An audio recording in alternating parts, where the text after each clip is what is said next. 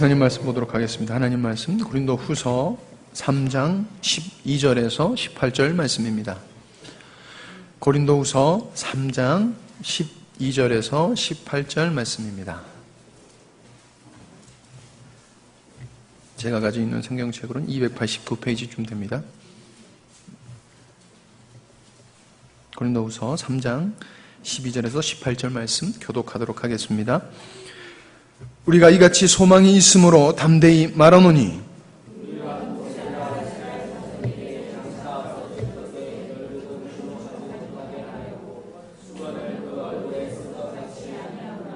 그러나 그들의 마음이 완고하여 오늘까지도 구약을 읽을 때에 그 수건이 벗겨지지 아니하고 있으니 그 수건은 그리스도 안에서 없어질 것이라.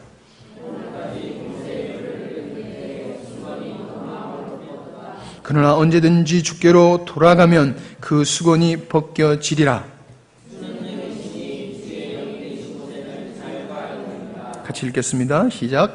우리가 다 수건을 벗은 얼굴로 거울을 보는 것 같이 주의 영광을 보매 그와 같은 형상으로 변화하여 영광에 이르니 곧 주의 영으로 말미암음이니라. 아멘. 이 말씀의 제목은 마음의 수건을 벗자입니다. 우리 한번 같이 해보실까요? 마음의 수건을 벗자. 예. 사람은 살아가면서 역사가 이루어지게 되지요. 그 긴 역사 속에서 부족들이 혹은 국가가 가지게 되는 정서가 있고 전통이 있고 관습이 있습니다.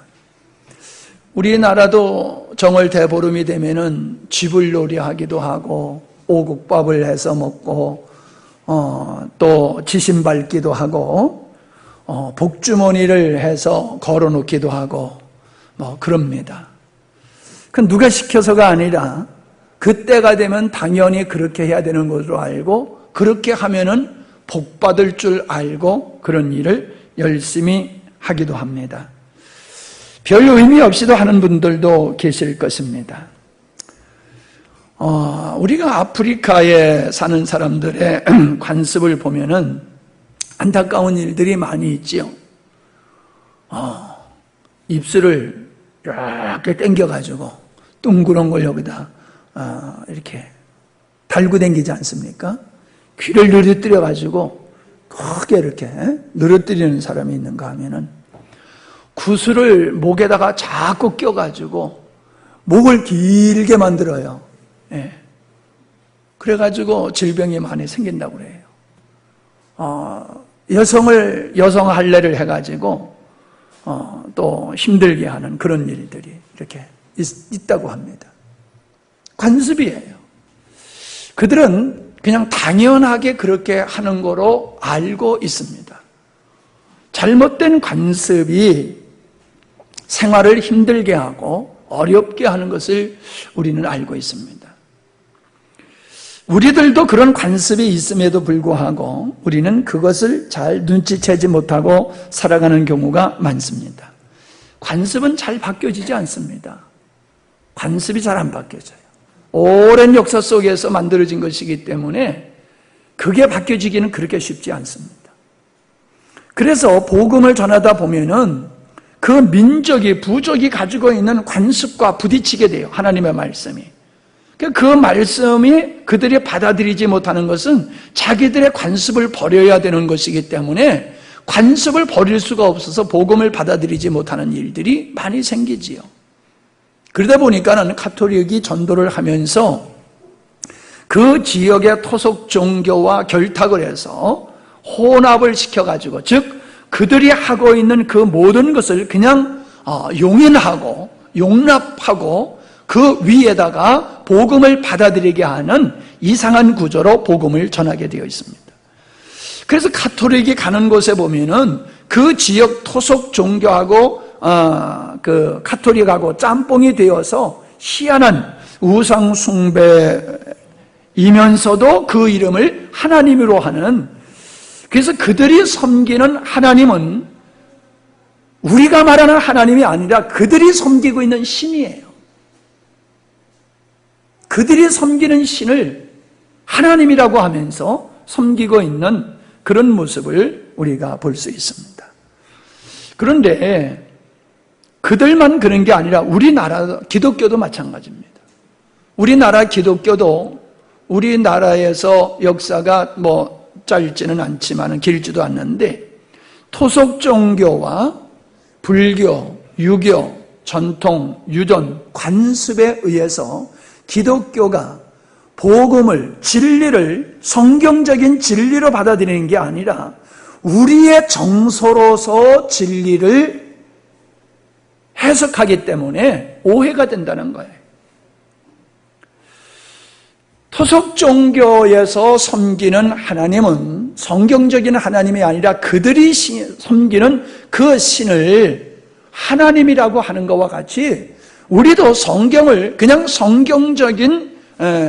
성경적으로 우리의 진리를 이해하는 것이 아니라 우리의 정서에 의해서 성경을 이렇게 풀다 보니까는 이해하려고 하다 보니까는 오해를 갖게 되는 거죠. 그래서 한국인의 정서에서 하나님은 산신령 같은 분이에요.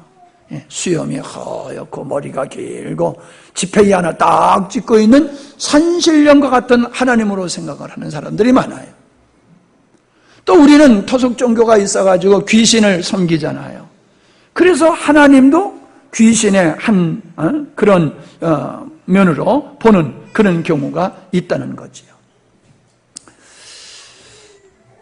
이러한 그 잘못된 관습, 정서 이런 것들이 성경을 바르게 이해하지 못하게 하는 그런 일들이 많이 있는데 오늘 말씀에 보니까는 수건의 얘기가 나옵니다. 이 수건의 얘기는 뭐냐면 모세가 시내산에 가서 하나님을 만나고 하나님께 율법을 십계명을 받아가지고 내려오지. 하나님과 이렇게 교제하고 내려다 보니까는 모세의 얼굴이 너무 환한 거예요. 그래서 모세가 수건으로 자기 얼굴을 가리고서 자기 얼굴에서 비치는 광채를 사람들이 보지 못하도록 그렇게 했던 그 사건이 있었습니다. 그 이야기를 바울이 얘기하면서 오늘날도 고린도 교회가 율법을 읽을 때에 마음의 수건을 가지고 그 수건을 가지고 성경을 읽기 때문에 성경을 제대로 이해하지 못한다라는 지적을 하고 있는 겁니다. 관습과 전통에 의해서 성경을 곡해하고 오해하듯이 오늘날 교회, 고린도 교회뿐만 아니라 오늘날 성도들의 마음속에도 자기들이 살아오면서 경험한 어떤 정서, 전통, 관념의 수건을 가지고서 성경을 본다는 거예요. 그래서 거기에 맞으면 받아들이고 거기에 맞지 않으면 받아들이지 않는 것이 보편적일 것뿐만 아니라 성경을 그런 토양, 그런 안경으로 성경을 보기 때문에 성경을 오해하는 일들이 얼마나 많이 벌어지고 있고 진리를 진리로 보지 못하고 하나님을 하나님으로 온전히 알지 못하는 경우가 많이 있다는 겁니다. 어려운 얘기입니다. 맥없이 들으면은 제가 여러분에게 지금 드리고자 하는 말씀의 의미를 여러분이 놓치실 것입니다. 그러나 생각하셔서 들으시면은 그렇게 또 어려운 것은 아닐 것입니다. 오늘 제가 여러분에게 드리고자 하는 것은 왜 여러분이 진리에 능하지 못하고 하나님에 대해서 그렇게 깊이 알지 못하느냐 그 이유를 제가 여러분에게 지금 말씀을 드리는 겁니다. 우리들에게 수건이 있다는 거예요. 성경을 볼 때 성경을 성경대로 보지 못하는 곡해하고 오해하고 볼 수 없는 우리 각자의 그 각자의 수건이 있다는 거예요. 그 수건을 벗어버리지 아니하면은 진리를 우리가 온전히 알 수 없다는 겁니다. 갈라디아서 4장 21절부터 31절에 보면은 이스마엘과 이삭에 대한 이야기가 나옵니다. 육체를 따라서 하갈의 몸에서 나온 이스마엘이 언약을 따라서 사라에게서 난 이삭을 핍박하듯이 오늘날도 그렇다라고 성경은 말씀하고 있는 겁니다. 이 말은 무슨 말씀입니까? 육체를 따라 난 이스마엘은 율법을 가리키는 겁니다. 그리고 언약을 따라 태어난 이삭이라고 하는 것은 복음을 의미하는 것임을 알 수 있습니다. 이스마엘과 이삭은 함께 할 수 없기 때문에 함께 유업을 받을 수 없어서 이스마엘을 내쫓아라고 말씀을 하셨던 거예요. 그러니까 우리들의 의식 속에서 이스마엘과 같은 하나님의 언약, 진리에 의한 것이 아닌 육체, 우리가 살아오면서 삶 속에서 형성된 그 어떤 것들로 형성된 정서와 관념, 전통, 이런 것들을 우리 안에 그대로 가지고 있으면은 우리는 진리를 그대로 이해할 수가 없고 깨달을 수가 없다는 겁니다. 그래서 이스마엘을 내쫓으라고 한 것과 같이 우리들의 삶 속에서 율법적인 것을 내쫓아라. 세상적인 것으로부터 형성된 정서를 내보내야 된다. 관념과 전통을 깨버려야 된다. 그래야지 너희들이 복음을 바로 깨달을 수 있다라고 말씀을 하고 있는 것입니다. 갈라디아 교회는 날과 달과 절기와 해를 지키고 있었습니다. 바울은 유대주의자들의 거짓되고 외식적인 율법주의를 책망하고 있는 것입니다. 본절과 유사한 문구가 골로새서 2장 16절에 있거든요. 그러므로 먹고 마시는 것과 절기와 월삭이나 안식일을 인하여 누구든지 너희를 편면하지 못하게 하라라고 말씀하고 있는 겁니다. 당시 이방인 교회 속에는 거짓된 외식적 율법에 의하여 상당한 문제가 발생하고 있었는데 이 갈라디아 교인들이 그렇게 율법적인 규례를 교회 안에서 지키고 있었다는 겁니다. 이제 복음 예수 그리스도로 말미암아 이 모든 것으로부터 자유하여야 함에도 불구하고 그들은 구약에서 율법주의, 구약에서 유대인들이 지켰던 그러한 모든 규례들을 지키고 있었는데 그게 날, 달, 절기, 해라고 하는 겁니다. 바로 날이라고 하는 것은 유대인들이 전통적으로 지켰던 금식일 그리고 안식일을 뜻하는 겁니다. 달이라고 하는 것은 매월 초 하루를 지키는 것인데 오늘도 한국교회에서 그걸 지키는 교회들이 있어요. 월삭이라 그래가지고 매월 첫째 날을 하나님 앞에 특별히 11조와 같이 그렇게 예배를 드리는 그러한 교회들도 있음을 보게 됩니다. 뿐만 아니라 반복적으로 지키는 절기들을 절기들 특별한 날들이 있었습니다. 세 번째는 절기를 지켰다고 그랬어요. 유대인들은 특별히 3대 절기를 중요하게 지켰습니다. 유월절과 오순절, 장막절을 아주 중요하게 지켰어요. 뿐만 아니라 그들의 전통에 의해서 나팔절, 수전절, 부림절을 지켰습니다. 여기서 해라고 하는 것은 7년마다 돌아오는 안식년 그리고 50년 만에 돌아오는 희년을 의미하는 겁니다. 사도 바울이 갈라디아 교인들에게 너희들은 지금 날과 달과 절기와 해를 지키고 있다라고는 지적하는 것은 너네들이 이 절기의 참된 목적을 깨닫지 못하고 율법을 구원의 방편으로 왜곡된 신앙을 가지고 있다라고 하면서 그것을 지적하고 있는 겁니다. 그러니까 신앙생활을 하면서도 구약적인 것을 그대로 가져 들어와서 할례를 받아야지 하나님의 백성 구원받을 수 있다라고 하는 새로운 전통을 만들고 있는 겁니다. 그걸 지적하고 있는 거예요.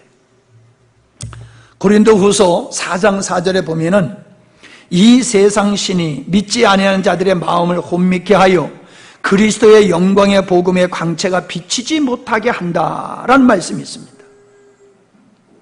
마귀가 사람들의 마음을 혼미케 해서 복음을 깨닫지 못하게 한다는 거예요. 복음을 깨닫지 못하게. 복음을 깨닫지 못하게 하는 이유가 뭡니까? 무엇으로 우리를 혼미케 하느냐? 전통, 유전, 관습, 토속적인 종교, 그런 것들이라는 거예요. 그런 것들로 말미암아 혼미케 한다는 이 말은 눈을 멀게 한다는 뜻이에요. 어둡게 한다. 마음의 분별력을 무디게 한다. 마음을 어둡게 한다. 여러분, 혼미케 한다라고 하는 것은 순수하지 아니하고 다른 것들이 함께 혼합됨으로 말미암아 진리를 분별하지 못하도록 한다는 거예요. 마귀는 이미 세상적인 것을 우리들의 마음속에 토양에다 밑바탕을 깔아놓은 거예요. 그래서 그것 때문에 복음을 받아들이지 못하고 복음을 분별하지 못하게 한다는 거예요. 중요한 얘기입니다. 제가 오늘 이 말씀을 드리는 이유는 정말로 우리들의 삶 속에 이와 같은 일들이 얼마나 많이 벌어지고 있는지 몰라요. 많은 분들이 진리를 아무리 얘기해도 진리를 깨닫지 못하고 받아들이지 않는 이유가 어디 있을까? 곰곰이 생각해 보니까 다른 거 아니더라고요. 영적인 무지, 영적인 오해, 영적인 편견, 율법주의에 사로잡혀 있으면은 이러한 수건을 가지고 있는 사람들은 진리를 들어도 깨닫지 못하고 받아들이지를 못하는 거예요. 예수님을 십자가에 못 박아 죽인 장로, 제사장, 서기관, 사두개인들이 왜 예수님을 십자가에 못 박아 죽였습니까? 예수님을 구세주로 그들이 받아들일 수가 없었기 때문에 그런 거예요. 그들의 관습과 전통에 의해서 예수님은 구세주로 받아들일 수가 없었다는 거예요. 오늘날도 동일하다는 거예요. 예수님께서 십자가에 못 박혀 죽어주심으로 말미암아 율법에 대하여 죽으심으로 우리를 율법으로부터 자유케 하셨다고 말씀하고 있습니다. 그런데 예수님이 십자가에 못 박혀 죽으심의 그 의미가 무엇인지를, 예수님의 죽으심의 그 결과가 우리에게 어떤 것이 돌아오는지, 즉 어떤 자유를 주는지를 사람들이 깨닫지를 못하는 거예요. 그러니까 자유의 삶을 누리지는 못하는 거예요. 계속 무엇인가 어떤 것인가 묶여가지고 그것에 종이 되어서 살아가는 사람들이 얼마나 많은지 모릅니다. 갈라디아서 3장 13절에 보면은 그리스도께서 우리를 위하여 저주를 받은 바 되사 율법의 저주에서 우리를 속량하셨다라고 말씀하고 있습니다. 예수님의 십자가에서 죽으심은 저주받으심이다. 우리가 받을 저주를 주님이 받으신 거다. 이 저주는 왜 받게 되느냐? 우리가 율법을 지키지 못했기 때문에 우리가 저주를 받아야 되는데 그 저주를 예수님이 대신 받으심으로 우리는 더 이상 저주받지 않게 되어 있다. 무슨 얘기입니까? 이제 우리는 율법으로부터 자유한 자라는 거예요. 율법을 지켜서 의로울 수 있는 게 아니라는 거예요. 구원받았으니까 율법을 또 지켜야 된다는 것도 아닙니다. 그건 예수 그리스도께서 이 땅에 오시기 전에 모든 사람이 죄인임을 깨닫고 그래서 유일하신 구원주이신 예수님께로 가게 하기 위한 몽학 선생으로서의 역할이 율법이지, 율법을 지켜서 구원받고 율법을 지켜서 하나님을 기쁘시게 할 수 있는 것이 아니라고 성경에서는 우리에게 말씀하고 있는 겁니다. 그래서 갈라디아서 2장 19절에 내가 율법으로 말미암아 율법을 향하여 죽었나니 이는 죄를 하나님을 향하여 살려 함이니라. 우리가 죄에 대해서 죽었고 하나님을 향하여 살게 하셨다라는 말씀과 동일한 겁니다. 우리가 죄를 섬기던 자리에서 죄에 대해서 죽었기 때문에 이제는 하나님을 향하여 살 수 있는 자로 거듭나게 하신 것과 같이 우리는 율법을 지켜야 되는 줄 알고 율법을 지키려고 하다 보니까 내가 죄인임을 깨닫고 그래서 율법을 포기해버리고 이제 나는 율법을 지킬 수 없어요. 행위로는 구원받을 수 없어요. 그러니까 나는 오직 은혜로 구원받기를 위해서 주님께로 나갑니다. 그렇게 되어야 된다는 거예요. 그래서 더 이상 우리는 무언가를 지켜서 하나님을 기쁘게 하려고 하는 이 율법주의적 이런 구조에서 우리가 벗어나야 된다는 거예요. 그럼에도 불구하고 많은 사람들은 무엇인가 우리가 그럴싸한 일을 해내야지 하나님이 기뻐하실 줄 알고 자꾸 사역적인 관심을 갖게 되더라라고 하는 겁니다. 로마서 7장 1절로 4절, 형제들아 내가 법 아는 자들에게 말하노니 너희는 율법이 사람의 살 동안만 그를 주관하는 줄 알지 못하느냐. 남편이 있는 여인이 그 남편 생전에는 법으로 그에게 매인바 되나 만일 그 남편이 죽으면 남편의 법에서 벗어났느니라. 그러므로 만일 그 남편 생전에 다른 남자에게 가면 음부라 이르되 남편이 죽으면 그 법에서 자유케 되나니 다른 남자에게 갈지라도 음부가 되지 아니하느니라. 예를 들어서 얘기한 거예요. 이 율법과 그리스도와 우리와의 관계를요.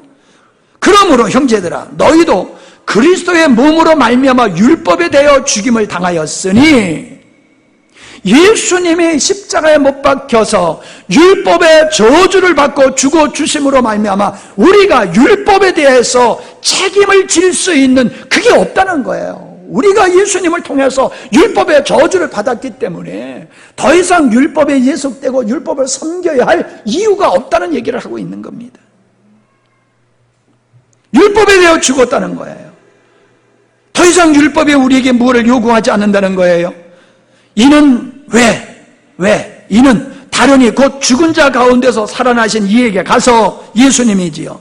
새신랑이에요. 새남편이에요. 예수님께 가서 우리로 하나님을 위하여 열매를 맺게 하려 함이라. 우리 힘으로는 율법을 지켜서 법을 지켜서 하나님이 원하는 열매를 맺을 수 없지만은 이제는 율법과 상관없이 그리스도께로 가고 그리스도를 생명으로 삼고 살아가게 될 때에 우리는 하나님을 향하여 살게 되고 열매를 맺을 수 있음을 말씀하고 있는 겁니다. 요한복음 8장 32절에 진리를 알지니 진리가 너희를 자유케 하리라. 36절에 그러므로 아들이 너희를 자유케 하면 너희가 참으로 자유하리라. 오늘 읽은 말씀 고린도후서 3장 17절에 주의 영이 주는 영이시니 주의 영이 계신 곳에는 자유함이 있느니라. 우리가 복음을 바로 깨닫게 되어지면 자유를 누리게 된다는 거예요. 자유함. 율법으로부터 자유, 죄로부터 자유, 사단의 권세로부터 자유, 육체의 타락한 성향으로부터의 자유. 이런 자유를 믿는 자들이 누리게 되는데 이 자유를 누리지 못하고 오늘날 성도들이 자기가 만든 율법에 매여가지고 거기에 묶여서 스스로 고통스럽게 사는 사람들이 얼마나 많은지 모른다는 거예요. 주님의 죽으심에서 주님의 십자가의 죽으심을 통하여서 우리는 율법의 저주에서 자유케 되었음을 믿으시기를 바랍니다. 그런데 고린도 성도들은 그들의 마음에 수건을 가지고 있었어요. 자기들 나름대로 전통과 관습과 유전이라고 하는 수건을 가지고 있었기 때문에 예수님이 십자가에서 죽으심으로 말미암아 우리가 누리게 된 자유가 뭔지를 몰랐다라고 하는 겁니다. 이런 자유를 모름으로 말미암아 오늘날 많은 사람들이 진실로 하나님께서 원하시는 그 자유의 삶을 살지 못하고 왜곡된 신앙생활을 하고 있는 것을 보게 됩니다. 제가 앞에서 토속신앙, 불교, 유교, 세상적인 영향을 우리도 받고 있다라고 말씀을 드렸는데 한번 생각해 보고자 합니다. 토속 종교는 인본주의고 기복주의입니다. 자기에게 복줄 신을 만들어 놓고 그 신에게 나에게 복 주세요 라고 비는 겁니다. 어저께 보니까는 힌두교 사람들이 뭐 사진을 갖다 놓고 거기다 향을 펴놓고 종을 땡땡땡땡땡 치면서 자기 소원을 빌더라고요. 아니 사진 하나 갖다 놓고 향 하나 피워놓고 종을 땡땡땡 치면서 소원을 빌면은 소원을 들어준다? 우리가 보면 얼마나 우습습니까? 그러나 인간은 그렇게 잘 복을 받기 위해서 신으로부터, 어떤 신으로부터 그 복을 받기 위해서 자기 나름대로 수많은 신들을 만들어 놓고 복을 비는 거예요. 이 땅의 이방 종교, 모든 종교는 자기가 복받기 원하는, 자기 인본주의, 복받기 원하는 기복주의, 그것이 모든 이방 종교를 만들어내게 된 근본이라는 거예요. 그러니까 우리 선흥당에 가가지고 비는 것도 그러잖아요. 이 산 잘 넘어가게 해주십시오. 산적들 만나지 아니고 잘 이 산 넘어가게 해주십시오. 그래서 선흥당은 꼭 산 입구에 있단 말이에요. 거기서 동네에서 1년에 한 차례씩 돼지 잡고 소 잡아가지고 제사 지내고 그래요. 복을 달라고. 풍어제. 배를 타고 고기 잡으러 나가기 전에 용왕한테 제사를 지내면서 복 달라고 하고, 묘를 쓰기 전에 산신령한테 노하지 말라고 제사 지내놓고 땅 파고, 모든 토속 종교가 복을 달라고 비는 그 모든 행위, 종교적인 행위는 복을 신으로부터 받기 위함이다라고 하는 것을 알 수 있어요. 그런데 우리 기독교도 다른 게 뭐가 있냐 말이에요. 예배 드릴 때마다, 기도할 때마다 하나님 앞에 뭘 구해요? 복 주세요, 복 주세요. 왜 대한민국에만 특세가 있습니까? 특별 새벽기도. 뭘 위한 특별 새벽기도예요? 자기들이 원하는 어떤 목적을 이루기 위해서 특별 시간을 정해놓고 특별 새벽기도를 하면서 복받기를 위해서 애를 쓰고 있잖아요. 주일 예배는 드려요.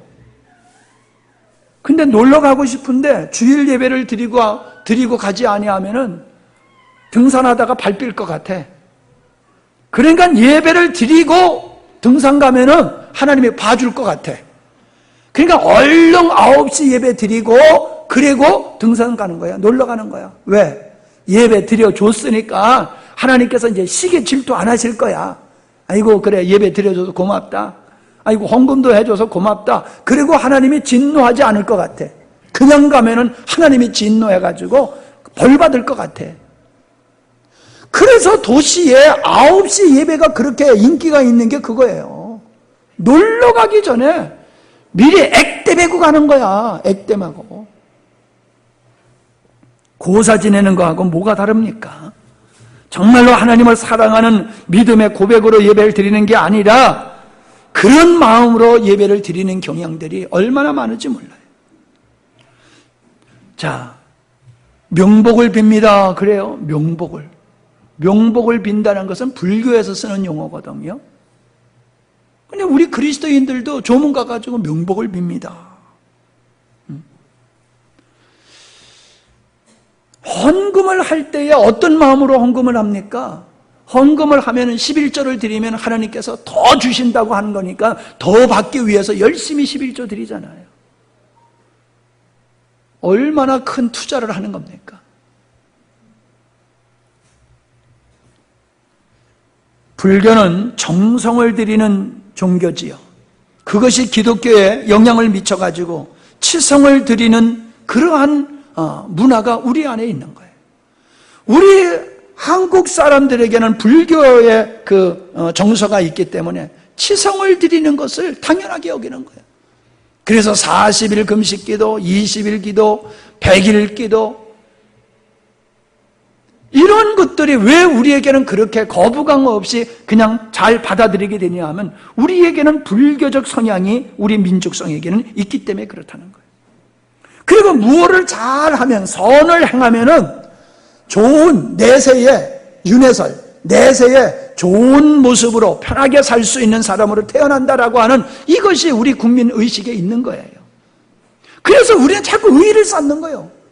믿음으로, 우리가 믿음으로 구원받고 믿음으로, 오직 의인은 믿음으로 산다 말로만 그러고 우리가 살아가는 삶 속에는 내가 이렇게 의의를 쌓고 착한 일을 하고 좋은 일을 하고, 어떤 교회에서는요 강대상에 이 꺾고지, 우린 꺾고지를 안 하지만 꺾고지를 하는 사람이요, 꺾고지를 함으로 말미암아 자기가 복을 받고 자녀들에게 하나님의 복을 주기를 위해서 그래서 하는 사람들도 있어요. 없는 돈 열심히 모아가지고 꺾지 않은 사람들. 의로 생각하는 거예요. 야, 예배당 줬으니까 강대상 내가 해놓으면, 하나님 말씀 증거하는 강대상을 내가 해놓으면 하나님께서 우리 자녀들에게 복을 줄 거야. 뭔가 하는 걸 자꾸 자기 의를 쌓는 것으로 해요. 왜요? 그것이 공로가 되어서 어떤 복을 받아내려고 하는 수단으로서 한다는 거예요. 그런 것들이 왜 그렇게 자연스럽게 이루어지느냐 하면 불교의 영향을 받아서 그런 거예요. 한국교회. 그러니까 뭘 하라 그러면 잘해요. 그냥 믿어라 그러면 못해요. 아니, 믿기만 하면 된다는데 그걸 믿지를 못해요. 뭔가 하라고 그러면 쉬운데. 유교 영향을 받은 걸 생각해 볼까요? 10계명이 있는데 제일 하나님 외에 다른 신을 섬기지 말라. 이게 으뜸가는 계명이잖아요. 사람의 계명은 뭐예요? 내 부모님을 공경하라. 이게 사람을 향한 으뜸가는 계명이잖아요. 근데 우리 그거 아무것도 아니게 생각해요. 우상숭배도 그거 뭐 별거 아니야. 부모님 막대 먹어도 별거 아니야. 하여튼 간음했다 하면은 우리나라에서는 돌 맞아 죽어. 그죠? 10가지 계명이 있는데 다른 거짓말해도 괜찮아. 남의 거 뭐 도둑질해도 괜찮아. 그거는 뭐 그럴 수 있지. 그런데 간음했다 하면 못 쓸 놈, 죽일 놈 이런다고요. 요즘 많이 바뀌어졌지만은 우리 한국인이 중요하게 여기는 것은 그런 거예요.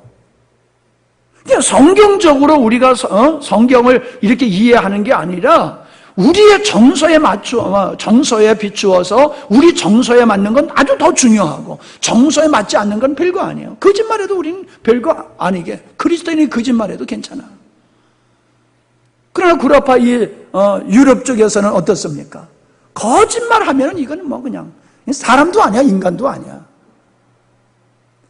그러니까 민족마다 정서가 있단 말이에요. 그 정서를 가지고 성경을 우리가 판단을 하고 취사 선택을 한다.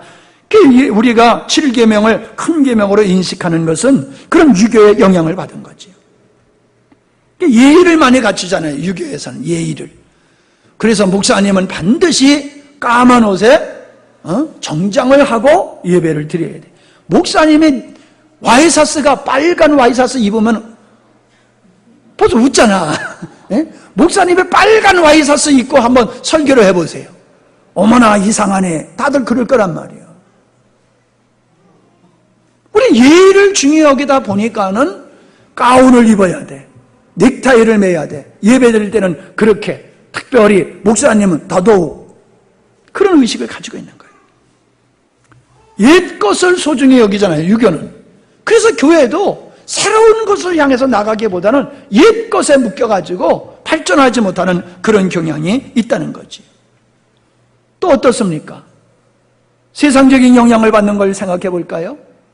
우리는 하나님이 계시면은 하나님의 모든 사람을 형통하게 해줘야 되고, 믿음이 좋으면은 그 사람이 형통해야 될 거다라고 하는 마음을 가지고 있어요. 아주 진리를 가지고 있어요.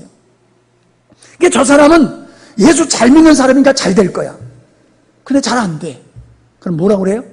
야, 저 사람 남 모르게 못된 짓 하는가 보다. 그러니까 저 어려운 일 생기고 힘든 일 생기고 그러지. 믿음 좋아봐. 출세하고 성공하고 형통할 텐데 어려운 일 당하는 거 봐. 저 사람 뭔가 큰 문제가 있어. 그게 뭐예요? 세상적인 관점으로 우리 성경을, 하나님을 그렇게 오해하기 때문에 그렇다는 것이죠. 더 무서운 것은 뭡니까? 세례를 받았다고 하면 구원받은 것으로 그렇게 오해하는 일들이 우리에게 있지를 않느냐라고 하는 겁니다. 이처럼 우리들의 삶 속에는 토속 종교나 불교, 유교, 세상적인 것에 영향을 가지고 그것을 수건으로 가지고 있기 때문에 진리대로 보지를 못하게 되더라라고 하는 것입니다. 저는 이것을 우리들의 마음속에 견고한 진이라고 얘기하고 싶습니다. 마귀가 우리들의 마음속에 만들어 놓은 이 견고한 진, 수건을 벗어버리지 아니하고는 우리가 진리를 올바로 알 수 없다라고 하는 겁니다. 자주 말씀드립니다마는 베드로가 전통에 사로잡혀 유전에 사로잡혀 있을 때에 하나님이 부정한 음식을 먹으라 그러니까 못 먹겠다고 거절했잖아요. 이방인과 앉아서 식사하는 것은 유대인들에게 허락되지 않은 거예요. 그러니까는 이방인들과 먹다가 사람들한테 질책을 받게 될 거니까 안 먹은 척 하면서 자리를 뜬 이런 일들이 있었지 않습니까? 이러한 일들 사도 그 베드로에게만 있는 게 아니라 우리들에게도 얼마나 많은지 몰라요. 여러분 깊이 생각해 보시기 바랍니다. 왜 하나님의 말씀이 내게는 그렇게 아멘으로 다가오지 않느냐는 거예요. 왜 그 십자가의 복음이 내게는 능력으로 다가오지를 않느냐는 거예요. 왜 내 믿음이 이렇게 자라지 않느냐는 거예요. 여러분은 이미 진리화한 전통과 유전을 진리화해서 그거를 부여잡고 있기 때문에 그런 거예요. 하나님의 말씀이 진리가 아니고 여러분이 가지고 있는 전통, 유전, 정서에 그걸 진리로 여러분이 사로잡고 있는 거예요. 그러니까는 복음이 들어가지 않는 거예요. 그래서 혼미케 한다는 것은 눈을 멀게 한다고 그러는 거잖아요. 눈을 멀게 한다는 뜻이 있다고 그랬잖아요. 우리가 그런 세상적인 관점을 가지고 있으니까 눈이 멀어버린 거예요. 영적인 눈을 멀어버렸어요. 하나님의 진리를 볼 수 있고 하나님을 알 수 있는 영적인 눈이 없는 거예요. 그러니까 진리를 깨닫지 못하는 거예요. 복음을 그렇게 들어도 복음을 깨닫지를 못하는 거예요. 예수 얘기를 그렇게 얘기해도 예수님이 누군 줄 모르는 거예요. 전혀 예수님이 우리들의 삶 속에 영향력을 미치지 못하는 이유는 그분이 누군 줄 모르기 때문에 그런 거예요. 수건을 벗어버려야 돼요. 수건을. 각자가 다른 수건을 가지고 있어요. 다른 수건을 여러분들이 그 수건을 가지고 있는 이상 안 보이는 거예요. 여러분은 수건을 꺼내가지고 이러고 들고 다녀보세요. 제대로 살 수가 있나? 책을 보는데 수건을 앞에다 쓰고서 여러분이 책을 보세요. 책을 볼 수가 있겠나? 마음에 잘못된 수건을 가지고 있기 때문에 여러분이 진리가 보이지 않고 들리지 않는 거예요. 성경에는 분명코 우리 주님이 우리에게 생명되어 주시며 법이 되어 주실 것을 말씀하고 있습니다. 에스겔서 36장 26절과 27절에 보면은 하나님의 새 영을 우리의 마음속에 두고 새 마음을 주실 뿐만 아니라 새 신을 우리 마음속에 두심으로 말미암아 하나님의 율례와 규례를 지키게 하겠다 하셨고, 예레미야서 31장 33절에 보면은 나의 법을 그들의 속에 두며 그 마음에 기록하여 나는 그들의 하나님이 되고 그들은 내 백성이 되리라고 말씀하셨습니다.